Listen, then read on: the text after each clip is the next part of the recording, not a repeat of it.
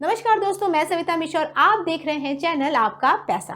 तो सबसे पहले तो ये जान लेते हैं कि एनएससी है क्या। दोस्तों, एनएससी का फुल फॉर्म है नेशनल सेविंग सर्टिफिकेट। ये भारत सरकार की एक स्मॉल सेविंग स्कीम है। इसमें पैसे लगाने पर ब्याज खुद सरकार ही देती है। ये वैसी ही स्कीम है जैसे पीपीएफ, सुकन्या और किसान विकास पत्र। पहले इस स्कीम में एक सर्टिफिकेट मिलता था, इसी वजह से इसका नाम नेशनल सेविंग सर्टिफिकेट पड़ा। हालांकि दोस्तों, अब सर्टिफिकेट की बजाय पासबुक मिलती है। आइए देखते हैं कि इस स्कीम में आपको कितने समय के लिए पैसा लगाना होगा। नेशनल सेविंग सर्टिफिकेट की एक फिक्स्ड अवधि होती है और ये अवधि 5 साल, यानी कि इन्वेस्टमेंट के 5 साल बाद ही पैसा मिलेगा, इसके पहले या बाद में नहीं मिलेगा। वैसे पहले 2 तरह की एनएससी होती थी और 10 साल के लिए भी पैसे जमा होते थे, लेकिन अब केवल 5 साल की अवधि ही है। आइए अब बताते हैं कि इसमें आप कितना पैसा लगा सकते हैं। दोस्तों, एनएससी में पैसा लगाने पर कुछ खास रोक टोक नहीं है। आपको यहाँ कम से कम 1000 रुपए इन्वेस्ट करने होंगे। इसमें मैक्सिमम इन्वेस्टमेंट की कोई लिमिट नहीं है, आप चाहे जितना पैसा इन्वेस्ट कर सकते हैं। बस ये देखना होगा कि पैसा 100 की मल्टीपल में होना चाहिए, मतलब जो भी रकम हो उसके आखिर में 2 जीरो जरूर हो। लेकिन अब सवाल ये है कि आप कितनी बार इस स्कीम में निवेश कर सकते हैं। तो दोस्तों, इसको लेकर भी कोई रोक टोक नहीं है। आप जितने चाहें उतने अकाउंट खोल सकते हैं। यहाँ पर आप जितनी बार पैसा जमा करेंगे उतनी बार एनएससी का नया अकाउंट खुलेगा। इसका पहले वाले किसी अकाउंट से कोई मतलब नहीं होता है। आइए अब देखते हैं कि इस स्कीम में पैसा कौन लगा सकता है। इस स्कीम में पैसे लगाने को लेकर किसी के ऊपर कोई बाउंडेशन नहीं है। नवजात बच्चे से लेकर बुजुर्ग तक इस स्कीम में इन्वेस्ट कर सकते हैं। अगर 10 साल से छोटा बच्चा निवेश करेगा तो फिर उसके साथ गार्जियन का नाम भी चढ़ेगा। 10 साल से ऊपर के सभी लोग अपने नाम पर इन्वेस्ट कर सकते हैं। इस स्कीम में ज्वाइंट अकाउंट की भी सुविधा है। ज्वाइंट अकाउंट में ज़्यादा से ज़्यादा 3 लोग हो सकते हैं। आइए अब बात करते हैं इस स्कीम के इंटरेस्ट रेट की। दोस्तों, जैसे कि हमने शुरू में ही बताया कि इसका इंटरेस्ट रेट केवल 6.8% का ही है। 1 अप्रैल 2020 से यही रेट चल रहा है। हालांकि आगे ये रेट चेंज हो सकता है। सरकार हर 3 महीने में रेट की समीक्षा करती है और जब रेट चेंज करना बहुत ज़रूरी हो जाता है तो फिर चेंज भी करती है। लेकिन इन्वेस्टमेंट करने के बाद आपको रेट के बारे में कोई चिंता नहीं करनी है, क्योंकि यहाँ पीपीएफ की तरह पहले से जमा पैसे का रेट नहीं बदलता है। आपने एक बार जिस रेट पर पैसा जमा कर दिया, आपको इंटरेस्ट रेट उसी रेट पर मिलता रहेगा, फिर चाहे एनएससी का इंटरेस्ट रेट घटे या बढ़े। मतलब आपका मैच्योरिटी अमाउंट वही रहेगा जो पासबुक में लिखा होगा। एनएससी में जो इंटरेस्ट मिलता है उसकी कंपाउंडिंग सालाना होती है। हर साल 31 मार्च को साल भर का इंटरेस्ट आपके बैलेंस में जुड़ जाता है, फिर उस पर ब्याज मिलना शुरू हो जाता है। दोस्तों, अब वो तरीका बताते हैं जिसके चलते आपको एनएससी में 15% की कमाई हो जाती है। इसके बाद हम आपको इस अकाउंट को ओपन करने का तरीका और डॉक्यूमेंट्स के बारे में भी बताएंगे।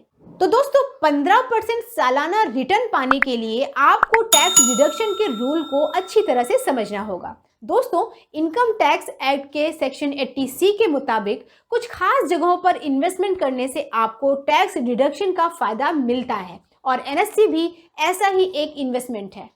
इसमें आप जितना पैसा लगाते हैं उतना पैसा आपकी टैक्सेबल इनकम से घट जाता है और इस डिडक्शन की वजह से आपकी टैक्स देनदारी भी घट जाती है और टैक्स में इसी कमी के चलते आपको ज़बरदस्त फायदा होता है। तो आइए दोस्तों, अब आपको कैलकुलेट करके दिखाते हैं कि कैसे एनएससी के इंटरेस्ट और टैक्स बेनिफिट को मिलाकर आप सालाना 15% की कमाई कर सकते हैं। दोस्तों, फिलहाल जब आप एनएससी में 1 लाख रुपए लगाते हैं तो 6.8% के इंटरेस्ट रेट के हिसाब से 5 साल बाद आपको 1,38,949 रुपए मिलते हैं। 5 साल में ये रकम बहुत ज्यादा नहीं लगती है। लेकिन आइए अब एक बार टैक्स बेनिफिट को जोड़ कर देखते हैं। मान लीजिए आपकी टैक्सेबल इनकम 7 लाख रुपए है। ऐसे में आपको 54,600 रुपए का टैक्स पड़ रहा है। लेकिन आप इस बीच 1 लाख रुपए एनएससी में इन्वेस्ट कर देते हैं। इस 1 लाख के इन्वेस्टमेंट की वजह से आपकी टैक्सेबल इनकम 7 लाख रुपए से घटाकर 6 लाख रुपए मान ली जाएगी और फिर उस पर टैक्स होगा 33,800 रुपए। यानी उस 1 लाख के इन्वेस्टमेंट की वजह से आपकी टैक्स देनदारी 20,800 रुपए कम हो गई। टैक्स में ये फायदा एनएससी की वजह से हुआ है, इसलिए असल में हमारा एनएससी में इन्वेस्टमेंट 1 लाख के बजाय केवल 79,200 रुपए का ही हुआ। टैक्स में जो फायदा हुआ उसे हमने एनएससी के इन्वेस्टमेंट से घटा दिया। तो आप ये देख सकते हैं दोस्तों कि असल में आपने एनएससी में केवल 79,200 रुपये इन्वेस्ट किया, लेकिन बदले में आपको 5 साल बाद मिल रहे हैं 1,38,949 रुपये। अब अगर आप इसका हिसाब लगाएंगे तो इससे हमें सालाना 11.9% की कमाई हो रही है। तो ये आपने देखा कि किस तरह एनएससी में इन्वेस्टमेंट की वजह से सालाना 12% की कमाई हो गई। आइए अब देखते हैं कि सालाना 15% की कमाई कैसे होगी। दोस्तों, इस तरह की कमाई उन लोगों को होगी जो ज्यादा कमाते हैं और 30% के टैक्स स्लैब में आते हैं। मान लीजिए आपकी सालाना कमाई 12 लाख रुपए है, ऐसे में आपकी टैक्स देनदारी होगी 1,79,400 रुपए। लेकिन एनएससी में 1 लाख रुपए लगाने के बाद आपकी टैक्सेबल इनकम 12 लाख के बजाय 11 लाख रुपए हो जाएगी। इस तरह से आपकी टैक्स देनदारी 1,48,200 रुपए रह जाएगी, यानी आपको 31,200 रुपए का फायदा हो जाएगा। अब अगर इस फायदे को हम एनएससी के 1 लाख के इन्वेस्टमेंट से निकाल दें तो फिर एनएससी में हमारा असल इन्वेस्टमेंट केवल 68,800 रुपए रह जाएगा और इसी रकम के बदले हमें 5 साल बाद मिलेंगे 1,38,949 रुपए। जब आप इसका हिसाब लगाएंगे तो सालाना रिटर्न 15% का बैठेगा। तो दोस्तों, आपने देखा कि 30% टैक्स स्लैब वाले लोगों को एनएससी में 1 लाख इन्वेस्टमेंट करने पर सालाना 15% का रिटर्न मिलता है और 20% टैक्स स्लैब वाले लोगों के लिए सालाना 12% का रिटर्न होता है। वैसे ये रिटर्न और भी ज्यादा हो सकता है अगर आप साल भर में 1.5 लाख रुपए इन्वेस्ट करें तो। लेकिन दोस्तों, ये भी ख्याल रखिएगा कि अगर आप किसी वजह से टैक्स डिडक्शन का फायदा नहीं ले पाते हैं या फिर आपकी इनकम अभी टैक्स के दायरे में नहीं है तो फिर आपको 6.8% सालाना की ही कमाई होगी। यहाँ पर एक बात और बता दूं दोस्तों आपको कि एनएससी से आपको जो भी इंटरेस्ट इनकम होती है उसे टैक्सेबल माना जाता है। इसका टैक्स उसी तरह लगता है जैसे फिक्स्ड डिपॉजिट के इंटरेस्ट पर लगता है, लेकिन यहाँ पर टीडीएस नहीं कटता है।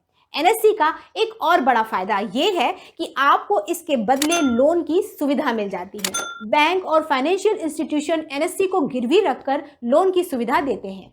इससे आपको कम इंटरेस्ट रेट पर लोन मिल जाता है। गिरवी के इस प्रोसेस में पोस्ट ऑफिस भी शामिल होता है। इसके लिए पोस्ट ऑफिस में एक फॉर्म भरकर देना पड़ता है। पोस्ट ऑफिस के जरिए एनएससी में इन्वेस्ट करने के लिए नॉर्मल अकाउंट ओपनिंग वाला प्रोसेस ही होता है। मतलब आपको पोस्ट ऑफिस का अकाउंट ओपनिंग फॉर्म भरना होगा, 2 फोटो लगेगी, एड्रेस और आइडेंटिटी प्रूफ लगेगा, पैन की कॉपी और ओरिजिनल भी लेकर जाना होगा। पैसा आप कैश या चेक में भी दे सकते हैं। जब पैसा एनएससी अकाउंट में जमा हो जाएगा तो आपको पासबुक मिलेगी। इस पासबुक में लिखा होगा कि आपने कितना पैसा जमा किया और 5 साल बाद आपको कितना पैसा मिलेगा। मैच्योरिटी के बाद पैसा आपके सेविंग अकाउंट में जमा हो जाएगा। अगर आपने सेविंग अकाउंट का अकाउंट नंबर नहीं भरा होगा तो फिर आपको चेक के जरिए मैच्योरिटी अमाउंट दिया जाएगा। दोस्तों, यहाँ पर मैं आपको एक बात और बता दूं कि कुछ साल पहले सरकार ने बैंकों को भी एनएससी स्कीम बेचने की इजाजत दी थी, लेकिन बैंकों ने कुछ खास इंटरेस्ट नहीं दिखाया।